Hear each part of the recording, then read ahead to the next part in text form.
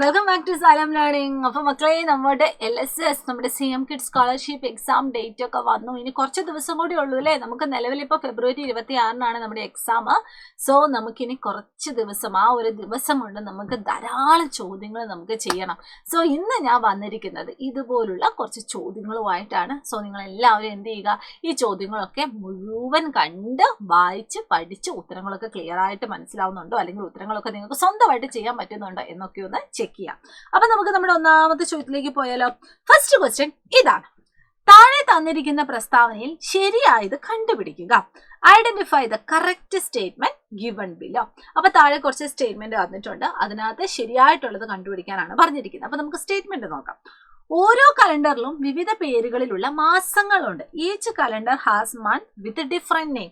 അത് ശരിയാണോ തെറ്റാണോ? നമുക്ക് ജസ്റ്റ് ഒന്ന് ഇപ്പോഴേ ഒന്ന് നോക്കാം, ശരിയാണോ തെറ്റാണോ. അത് ശരിയാണല്ലേ, കാരണം ഓരോ കലണ്ടറിലും ജനുവരി, ഫെബ്രുവരി, മാർച്ച് എന്ന് പറഞ്ഞിട്ട് വിവിധ മാസങ്ങൾ കാണാനായിട്ട് പറ്റും. കൊല്ലവർഷത്തിലും ഗ്രിഗോറിയൻ വർഷത്തിലും മാസങ്ങളുടെ എണ്ണം വ്യത്യസ്തമാണ്. അത് ശരിയാണോ? കൊല്ലവർഷം, അതായത് മലയാള മാസം എന്ന് പറയുന്നത് 12 എണ്ണം ഉണ്ട്. ഗ്രിഗോറിയൻ കലണ്ടർ, അതായത് ഇംഗ്ലീഷ് കലണ്ടർ, ഇംഗ്ലീഷ് മാസം എന്ന് പറയുന്നത് 12 എണ്ണം ഉണ്ട്. അപ്പൊ അത് വ്യത്യാസമാണ് എന്ന് നമുക്ക് പറയാനായിട്ട് പറ്റുമോ? അത് ഡിഫറെന്റ് ആണ് എന്ന് നമുക്ക് പറയാൻ വേണ്ടി പറ്റുമോ? ഇല്ല. അപ്പൊ അത് നമുക്ക് ഇല്ല എന്ന് നമുക്ക് ഓർത്ത് വെക്കാം. കൊല്ലവർഷത്തിന്റെ മറ്റൊരു പേരാണ് ശകവർഷം. അതും ശരിയാണോ? അല്ല അല്ലെ. Saka year is another name of കൊല്ലവർഷം.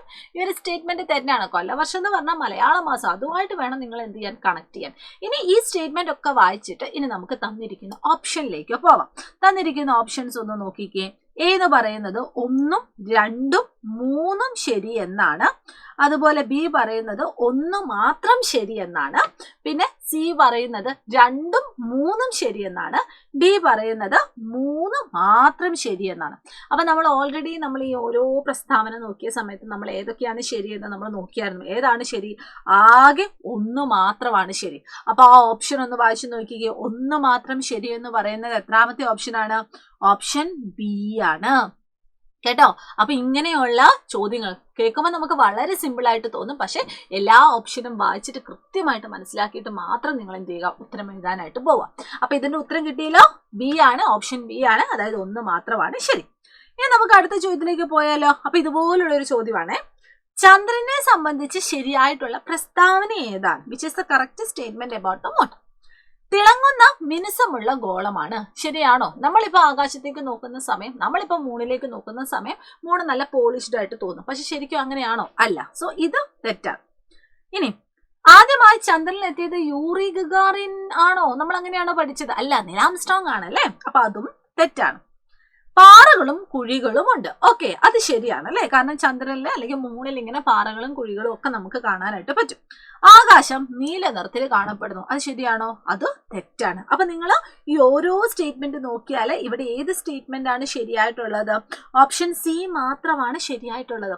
അപ്പൊ നമുക്ക് ഈ തന്നിരിക്കുന്ന ഓപ്ഷൻ നോക്കാം. ഓപ്ഷൻ ഏതൊക്കെയാണ് ഇവിടെ കൊടുത്തിരിക്കുന്നത്?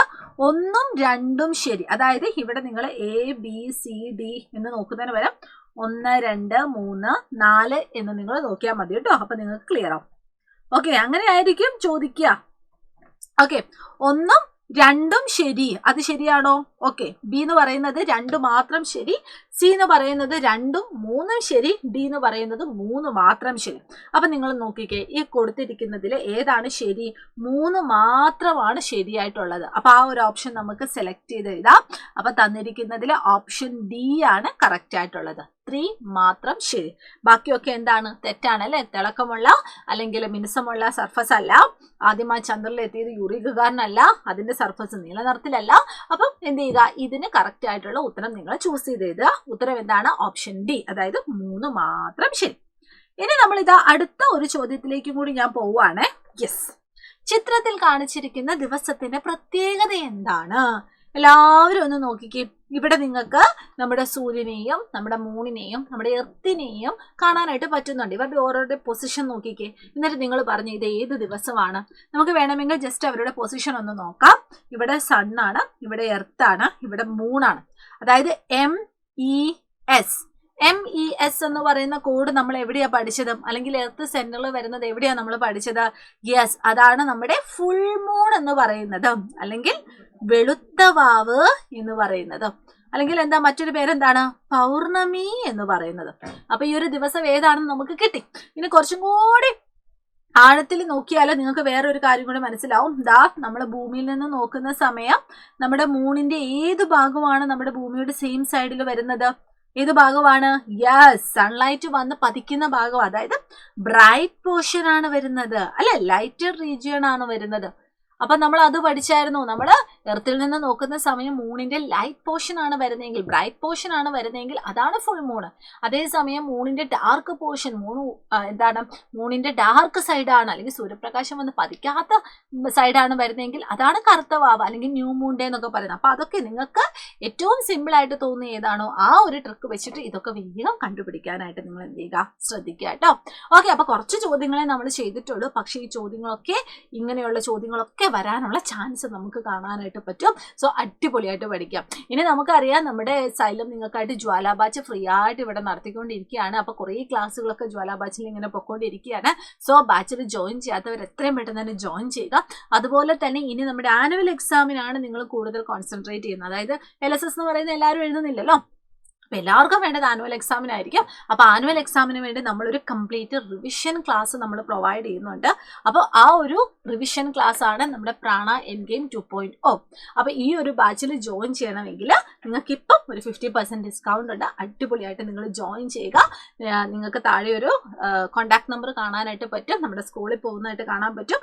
അല്ലെങ്കിൽ ഇതാ ഇവിടെയും കൊടുത്തിട്ടുണ്ട്. നിങ്ങൾ ഈ ഒരു കോൺടാക്ട് നമ്പറിൽ വിളിച്ചിട്ട് എത്രയും പെട്ടെന്ന് തന്നെ നിങ്ങളുടെ സീറ്റ് ഉറപ്പുവരുത്താം.